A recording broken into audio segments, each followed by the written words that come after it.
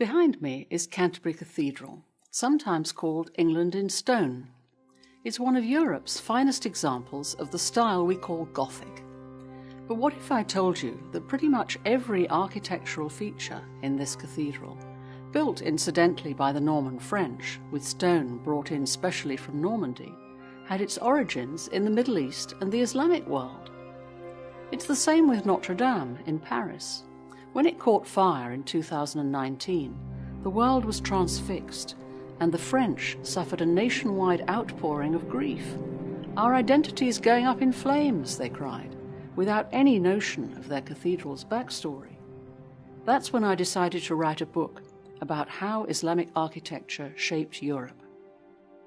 So let's take a quick architectural journey to see how cultures and religions interact and interweave in all kinds of ways that challenge assumptions we may make about our national history and heritage. We can trace ideas and styles as they passed from vibrant Middle Eastern centers like Damascus, Baghdad, and Cairo, to enter Europe via gateways like Muslim Spain, Sicily, and Venice, through the movement of pilgrims, bishops, merchants, and medieval crusaders. It's a rich tale of cultural exchange that will help you see some of Europe's and even America's iconic landmarks with new eyes. We'll start with the Twin Tower cathedral style so familiar to us from Canterbury and Notre Dame in Paris. The first church in that style dates from the 5th century and still stands on a remote hilltop in war-torn Syria.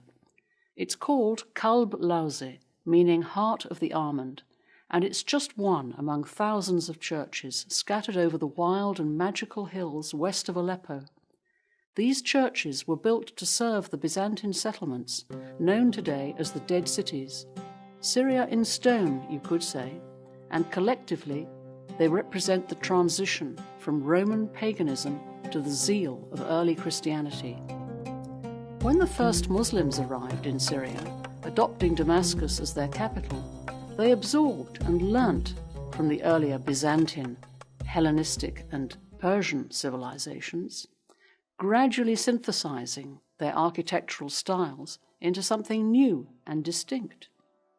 Among these early Muslim innovations were trefoil arches, triple arches, first seen inside the Muslim shrine of the Dome of the Rock in Jerusalem, then developed further in Muslim Spain at the Córdoba Mesquita, where they were elaborated into decorative cinquefoil arches, that's with 5 arches instead of 3, and multifoil arches.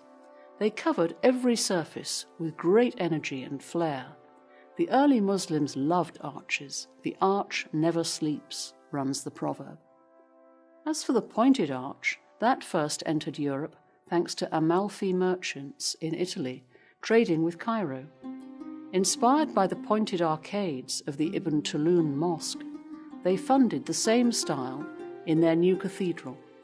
When a visiting Benedictine abbot saw the style, he liked it so much that he ordered the same for his monastery at Monte Cassino, as did the abbot of Cluny in France, even importing the same craftsmen and materials to make sure they got it right.